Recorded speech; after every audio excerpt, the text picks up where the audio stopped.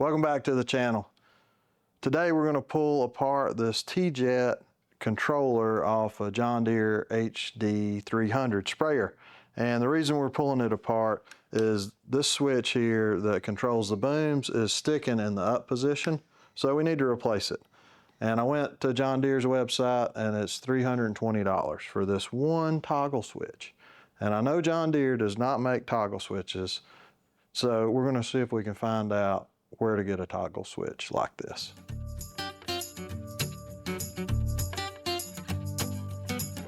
If you like what we're doing here on the channel, please like and subscribe. Really helps the channel. Let's get to it. First thing I want to show you is some of the basic switch function.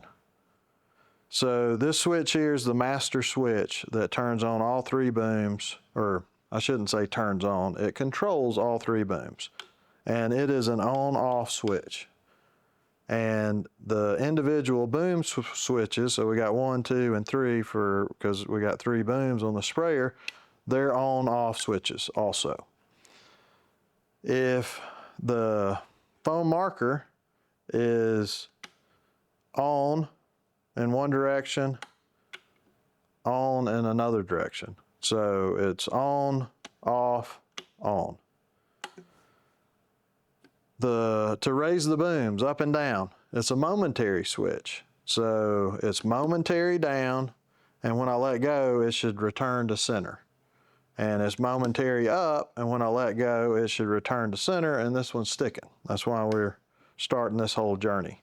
But same thing for the right boom, momentary on, momentary on.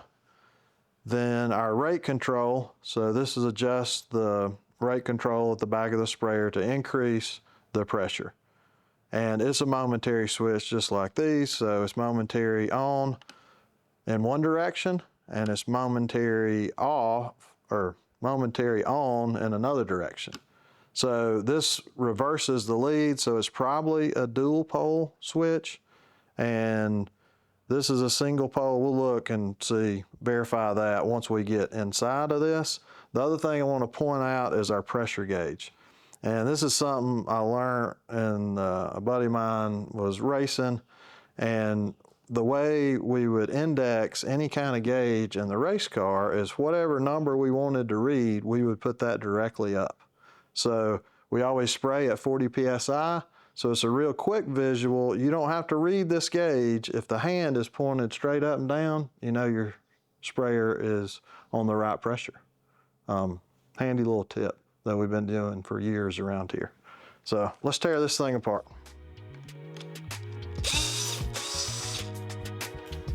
Just got a couple torque screws on both ends that we're gonna remove. So once we get both ends loose, we can pry up on this, and this front panel will come out. And that way we don't have to disconnect the whole thing. It does have the fitting for the gauge in the back, so that makes it a little tricky to come out, but we can slide it out here so we can see what we're working with. So this switch here that's on, off, on is a dual pole switch. So this is a dual pole switch. So there's one row here, so we got 3 connections here, and then on this side is another row, and we got 3 connections. So 6 total connections to the dual pole. This switch here is a single pole, so it still has 3 connections, but they're all in a single row. That's a single pole switch. This is a single pole on-off switch. It's pretty much as simple as a switch gets. It just has the 2 terminals back here and 2 positions on the switch, so it's on or off. So when it's in the on position, you have a connection between this terminal and this terminal. When it's in the off position, no continuity or connection from this terminal to this terminal. Electrical 101 right there. This is braided wire, and this is on the ground side. So the way the system works And a lot of systems in turf equipment work that way, is they'll send an input on the ground side, and it's safer to do that because we're not running power circuits through the machine. So if we have a wire rubbed in two or something like that, it's not going to short out, but it may work because we're giving whatever component it is a path to ground. So there's a lot of wires inside here, and when we take this apart, we could mark the wires. We could also take a picture of it before we take it apart, but I think I understand how it goes back together. But we're going to take this switch out and see what kind of information we can get off this switch. All right, so we got the switch out, and I see Mexico 2140. I don't know what that means. And on this side, I see 10A, so that's going to stand for 10 amps, 250 V, which should be volts, AC, and it also says 1/2 HP, so I would say half horsepower, and then 250 V AC. So that's all the information I see on this switch. So how are we going to figure out what kind of switch we need here? So just looking at the switch, one of the things I notice is the tab connections, spade connectors. I've heard them reference both as that. They're also solder lug, so this little hole in there is if you wanted to stick the wire in and solder the wire in, you could use it that way. Some of these will have a screw that holds a wire, and on the end of the wire it'll have a ring terminal, and then you would put the screw through it and it would be threaded. So that's probably the two biggest types, is the spade or tab, and then the screw terminal that you get into. The diameter of the threaded part and how it goes into the control panel is important. The length of this body is important because we only got so much room in our control panel. So we need to kind of think about all these, since we don't have a part number here on the switch, and we don't want to spend $320 to buy this. So worst case scenario, we take the switch out and there's no identifying part numbers or brands on the switch. Worst case. Best case scenario is we take it apart and we find the manufacturer and we find the part number of the switch that we need. So this one has the part number on it, this one has the part number on it. If you don't know which one the part number is, we just have to start Googling all of them. Any number we see, we punch it in Google and see what comes up. That's one way of doing it. The other way is using a tool like Google Lens and taking a picture of this and putting it in Google Lens and seeing what it comes up with. So let's go to the office and show some of that stuff. I just want to show you right quick before we get into the office. Looking this up on John Deere's website, finding John Deere's part number, and then I'm just going to put that part number in Google and then see what kind of prices we come up with. My dealer was saying $320. We'll see what it says online, and then when we get to the computer, we're going to find out how cheap we can get a switch for. So the switch we're looking for is the boom switch. It's switch number 4. There's actually several of those in use on this machine. So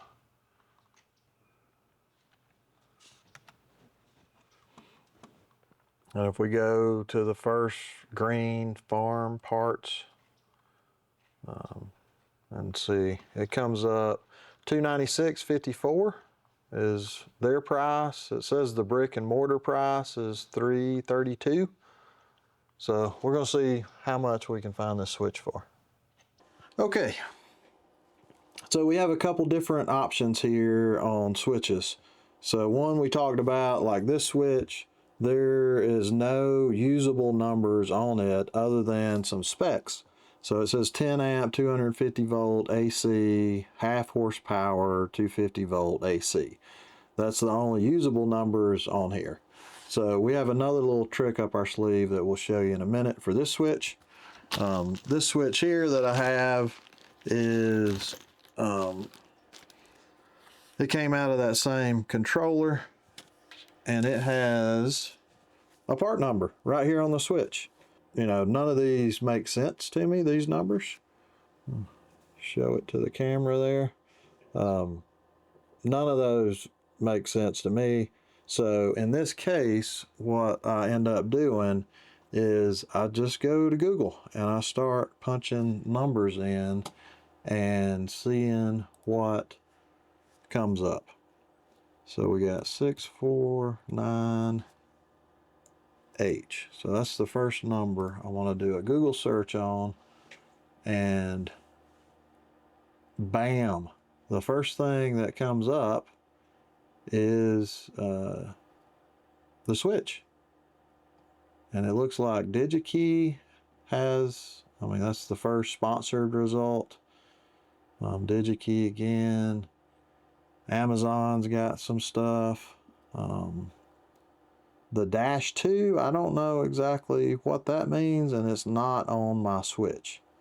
So in that case, what I'm going to do is go to, let's see, that's not, so Mouser Electronics, I'm not sponsored by them, but I bought a lot of stuff from Mouser in the last, 12 years or something. Pretty much any electrical component I need for a circuit board or something like that, I just go to Mouser because they got a really good website. Same reason I use McMaster-Carr, really good website. So I'm going to go to Mouser,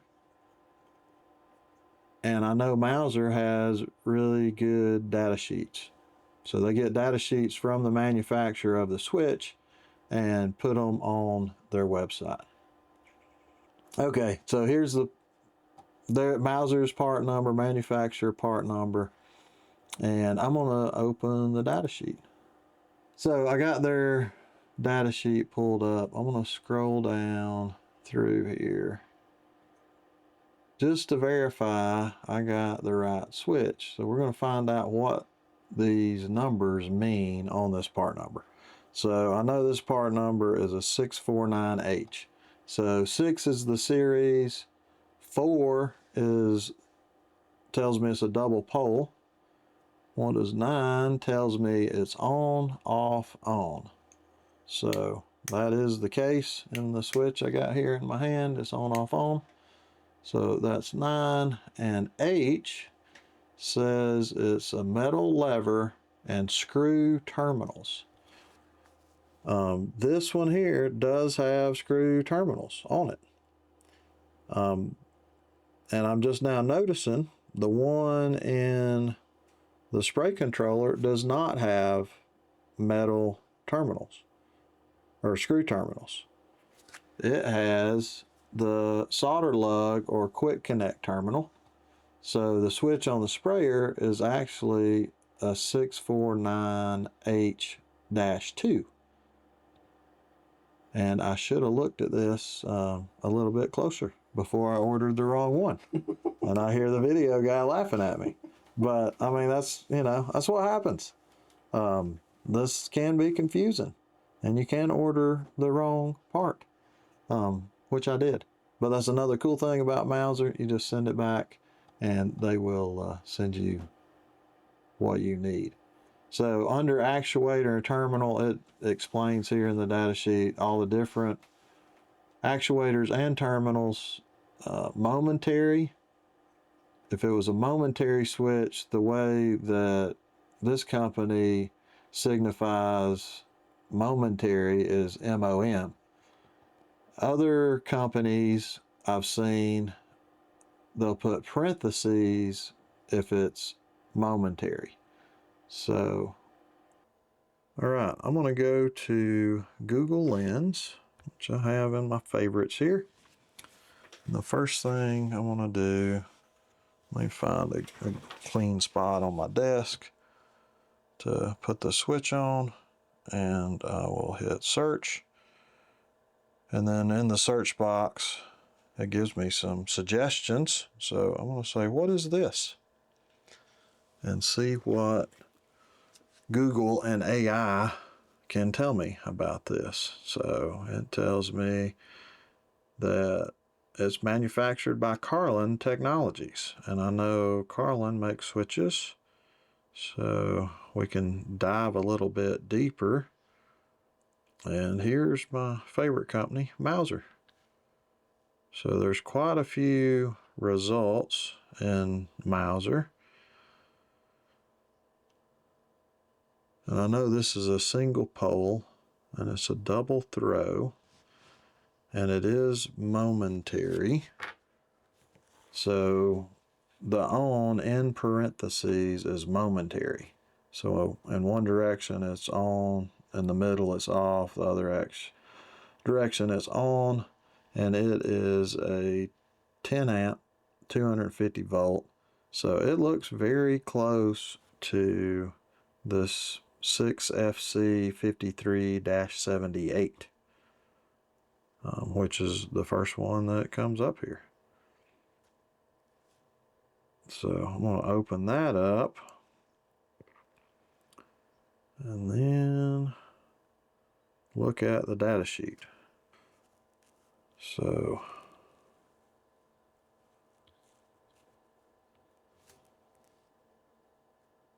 this is 2. We know it's an on, off, on. So that's a 6FC53. So the first part of this part number tells us the main function of the switch. The 78 is sealed, which I think that would be a good thing for the actuator type. And then 3, if it's blank, it's tab terminals. So we're going to do 78/tabs because I know we want tabs on this one. Let's see if there's any other information on here. We can double check our dimension of the switch. So around this part of the switch, we can double check the radius or that diameter. We can check the length of this, see if it matches up. Even the terminals here, we could double check them, make sure they're the right size, because in this it shows all those different specs. And this is a pretty short data sheet. It's only 2 pages, so not a lot going on in this one. I got the part number that I think is correct, which is, it's this part number, but it's /tabs. So I'm going to put in 6FC53-78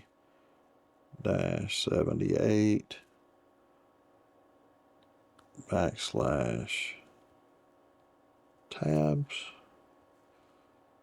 and see what comes up there. So this is indeed the switch that I ended up ordering, and it worked. And it is $14.94. And they have 283 in stock. And this company is based in, I think, Dallas, Texas. So it's a couple days to get it regular shipping. I mean, if you get it next day air, you get it the next day. Hard to beat. $15 versus $300 from John Deere. I don't know where they come up with these prices. But Google Lens, definitely a really good tool to have in our toolbox. But I hope this video can save you a lot of money. And I mean, just like this, if I would have ordered it from my dealer, it saved my club $300, a little over $300. Just because I took a little bit of time and used the resources I have at my hands. Until next time, see you, bye.